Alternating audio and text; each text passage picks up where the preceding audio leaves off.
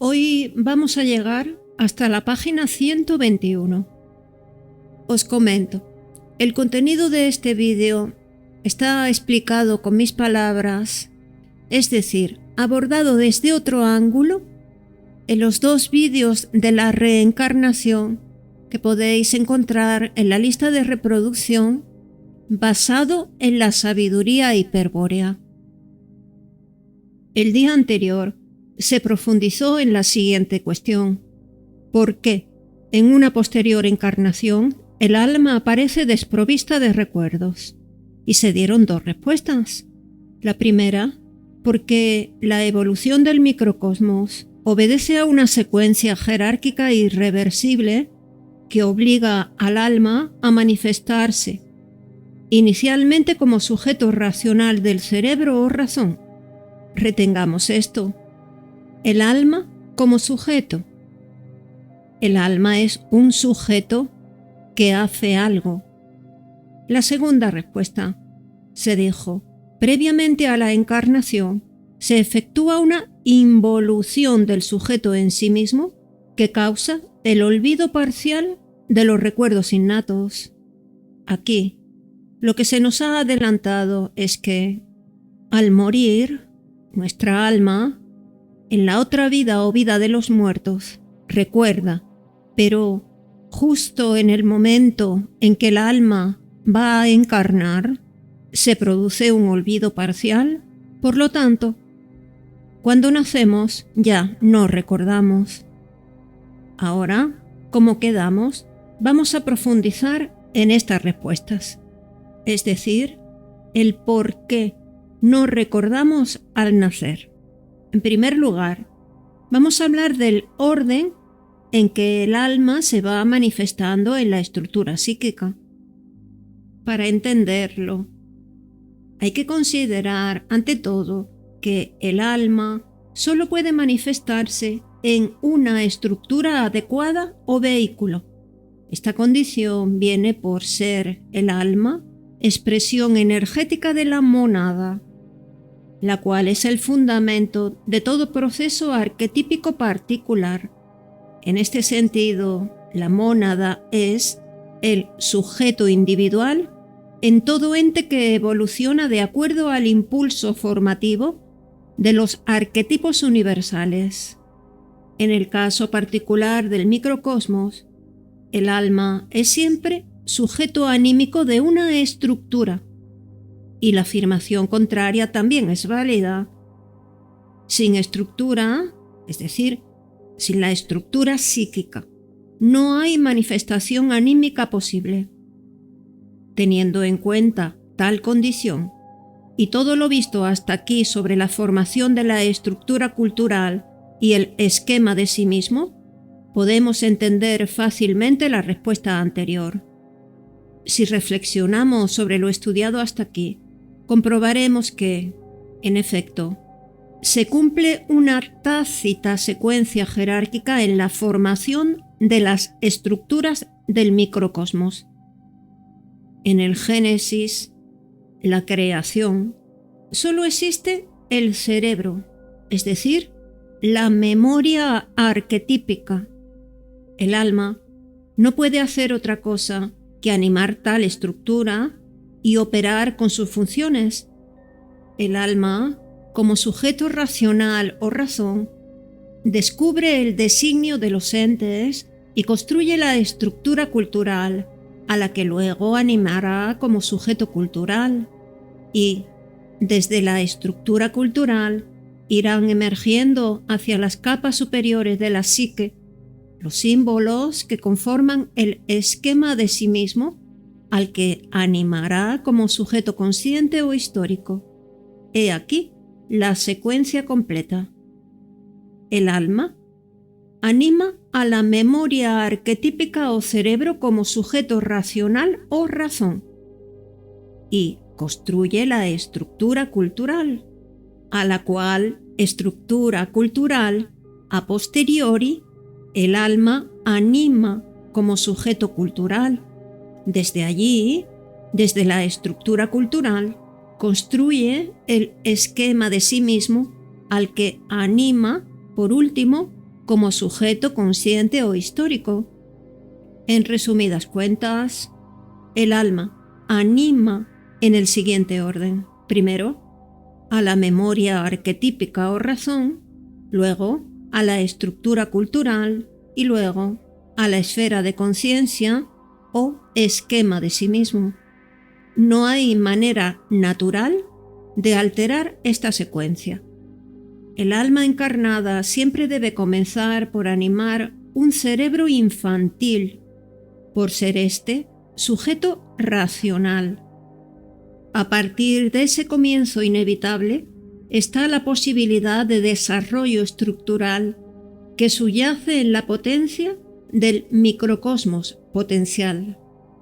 Si las limitaciones genéticas del microcosmos particular lo permiten, quizá se pueda alcanzar un alto grado de conciencia, pero lo que no se podrá hacer es alterar la secuencia jerárquica que ordena la aparición de los sujetos anímicos. Está claro ahora en qué consiste la secuencia jerárquica de la formación estructural, mas no se ve con igual claridad por qué el alma en una posterior encarnación aparece desprovista de recuerdos. Pero la respuesta es simple. Volvemos a preguntar, ¿por qué el alma aparece desprovista de recuerdos? La respuesta radica en la naturaleza jerárquica de la secuencia, en las determinaciones que impone cada estructura en la manifestación de los sujetos propios. Cuando el alma anima, por ejemplo, a la memoria arquetípica, solo puede descubrir el designio en los entes dados en la intuición sensible. Cualquier recuerdo innato no se diferencia en nada de la intuición de un ente, pero como tales recuerdos carecen de designio, son automáticamente eliminados por las operaciones de la razón, y el sujeto percibe una vaga reminiscencia o sensación indefinida de familiaridad. El sujeto racional adquiere así un carácter novedoso que no abandona al alma en sus posteriores manifestaciones subjetivas. Esto se entenderá mejor si recordamos que los tres sujetos mencionados son en verdad tres aspectos simultáneos del alma. Es la misma alma que, al manifestarse en cada estructura, momentáneamente, la anima como sujeto propio. Vale decir, el momento del alma es el sujeto anímico, y este último puede animar en un microcosmos estructuralmente completo simultáneamente a tres estructuras mnémicas que tienen recuerdo.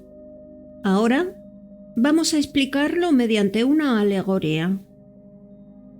Podemos suponer que el alma es análoga a un fanal de luz acromática, sin color, aunque aquí dice, es decir, de color blanco. Si colocamos delante del fanal una lámina provista de una pequeña abertura central, ya tendremos el equivalente a un sujeto racional. El haz de luz ácroma que despide la ventana central es el sujeto analógico. Ahora, interceptemos el haz de luz con un filtro que sustraiga un color, por ejemplo, el azul. El filtro azul solo dejará pasar el 69% y eliminará el 31%. Pues bien, ese haz transmitido por el filtro azul, considerablemente reducido, es análogo al sujeto cultural. Sigamos manteniendo el filtro azul e interceptemos el haz de luz transmitido nuevamente ahora con un filtro amarillo, es decir, tenemos un filtro azul y un filtro amarillo. Queda verde.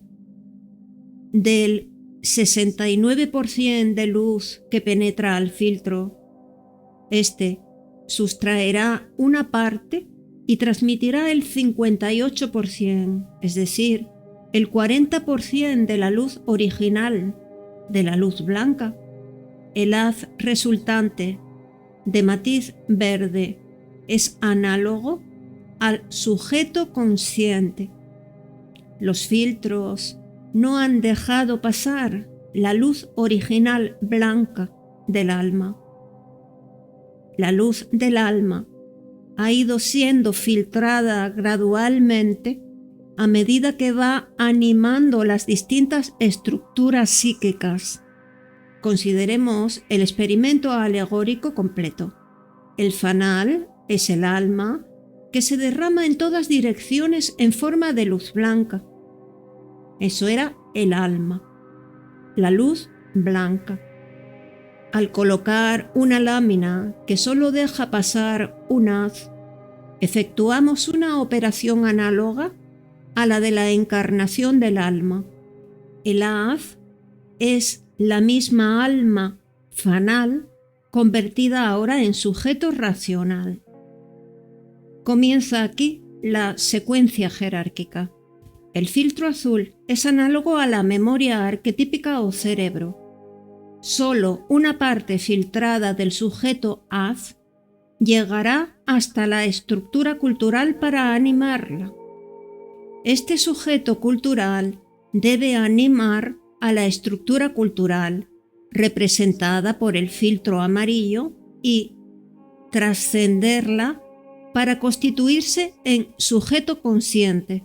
El haz, reducido en más de la mitad de la luz original que atraviesa el filtro amarillo, es análogo al sujeto consciente.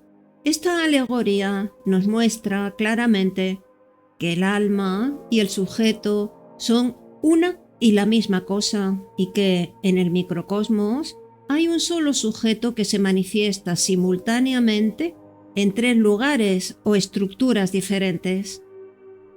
Y aquí hemos finalizado con la secuencia jerárquica del alma en las distintas estructuras de la estructura psíquica. Si un recuerdo innato irrumpe por casualidad en el sujeto racional, hemos dicho un recuerdo innato, sería eliminado de la misma forma que el filtro rojo sustrae tal color del haz de luz. Ahora vamos a profundizar en la segunda respuesta que se dio al por qué no recordamos al nacer, donde se apuntó que previamente a la encarnación se efectúa una involución del sujeto en sí mismo que causa el olvido parcial de los recuerdos innatos. Anteriormente dijimos, si un recuerdo innato irrumpe por casualidad en el sujeto racional, sería eliminado.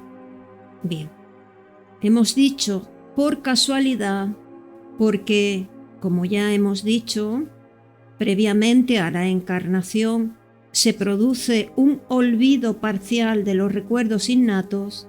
El alma ha sido inducida a olvidar los recuerdos innatos, es decir, a no tener presente durante toda la encarnación los antiguos esquemas de sí mismo, las historias vividas en otros microcosmos. Pero justamente en el artículo A se dijo que el objetivo microcósmico de la finalidad es la construcción de un esquema de sí mismo que, en última instancia, consista en el microcosmos mismo, racionalizado por el sujeto consciente. Vimos también que el esquema de sí mismo, no importa cuán imperfecto sea, impresiona permanentemente al alma y constituye su evolución. En base a tal evolución, obtenida por la asimilación de los distintos esquemas de sí mismo de diferentes vidas, se va perfeccionando cada nuevo microcosmos animado y se cumple el objetivo microcósmico de la finalidad. ¿Qué estamos diciendo aquí? Que el esquema de sí mismo se va perfeccionando en las diferentes vidas, vida tras vida. Cada vez el esquema de sí mismo, que es la conciencia, es cada vez más perfecta, o que son necesarias varias encarnaciones para alcanzar la perfección de la conciencia. Siendo así, preguntamos, ¿cómo debe entenderse entonces que exista un olvido previo de los recuerdos innatos? Lo explicaremos de inmediato. Para continuar con el ejemplo propuesto de un alma que desencarna profundamente impresionada por un esquema de sí mismo al que anima como sujeto consciente, digamos que el procedimiento seguido consiste en practicar la involución del sujeto previamente a la encarnación. Previamente. Es decir, se muere con el recuerdo de su historia, pero se olvida parcialmente previamente a la encarnación. El sujeto involuciona cuando su momento presente se expande en sí mismo y abarca toda la historia en una sola mirada, hecho que se confirma en los conocidos relatos de quienes han resucitado, entre comillas, luego de volver de la muerte clínica y han visto todo lo vivido en un solo instante. La involución del sujeto en el sentido expuesto es necesaria para que el alma pueda ofrecer un nuevo sujeto al microcosmos en el que va a encarnar. El alma, luego de la involución del sujeto anterior, se presenta ante el microcosmos con otro aspecto, un aspecto no subjetivo que requiere toda la secuencia jerárquica para desarrollarse y repetir el ciclo evolutivo de la vida y de la muerte. Pero, a todo esto, ¿qué ha sido del esquema de sí mismo anterior, ese en el que el sujeto anterior involucionó hasta abarcar toda la historia en una sola mirada? ¿O no era acaso necesario su concurso para cumplir el objetivo microcósmico de la finalidad, para asegurar el proceso individual del pasú? En realidad, no se prescinde en una nueva encarnación de ninguno de los esquemas de sí mismo anteriores, pues los mismos están irreversiblemente asimilados en el alma. Lo que ocurre es que, al no estar animada por ningún sujeto, los esquemas de sí mismo anteriores se sitúan en lugares diferentes del microcosmos al que ocupa el sujeto racional. Con otras palabras, el sujeto racional, primera manifestación del alma, opera desde la memoria arquetípica o cerebro, pero el alma, aparte del sujeto, está difundida como un cuerpo doble en todo el microcosmos. Por lo tanto, los esquemas de sí mismo anteriores, que permanecen ajenos al sujeto, van a corresponder con otras partes del sistema nervioso fuera del cerebro, es decir, los esquemas de sí mismo anteriores están localizados en distintas partes del cuerpo del pasú, con excepción de las estructuras psíquicas estudiadas hasta aquí.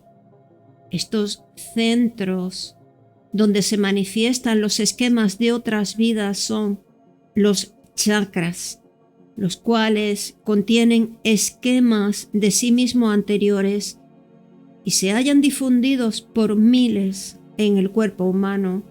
Allí están los recuerdos innatos, las memorias de vidas anteriores, contribuyendo desde la complexión del alma a perfeccionar el microcosmos viviente. Por lo tanto, estamos diciendo aquí que las vidas anteriores quedan impresas en los chakras, no en los 7 chakras conocidos, sino en los miles de chakras que son parte del alma o cuerpo doble. A continuación, vamos a hablar de cómo se manifiestan esos esquemas de sí mismo en el alma encarnada, no en la estructura psíquica. En la alegoría del fanal podemos establecer una correspondencia analógica con los esquemas de sí mismo anteriores, efectuando pequeñas perforaciones en la lámina, no en la ventana central, en la lámina. Las perforaciones rodean, por ejemplo, a la ventana por la que fluye el haz de luz análogo al sujeto racional. Si los rayos de luz que brillan por las perforaciones son análogos a los chakras, es evidente que tales centros de memoria innata no son racionales, vale decir, su contenido es irracional. Estamos diciendo que los esquemas de sí mismo que aparecen en una encarnación anterior en los chakras que se encuentran en el cuerpo doble son recuerdos innatos, irracionales, no racionales. Por eso, cuando las prácticas de yoga se realizan con ignorancia, cuando el sadhaka localiza el sujeto sobre un chakra, invirtiendo anormalmente el sentido de la secuencia jerárquica, se corre el grave peligro de que el sujeto anime por accidente un esquema de sí mismo anterior, que no debe ser animado, que se encuentra en el cuerpo doble o chakra, y que este esquema tome el control del microcosmos. Entonces, desde ese centro inferior, el microcosmos es irracionalizado y sobreviene la locura.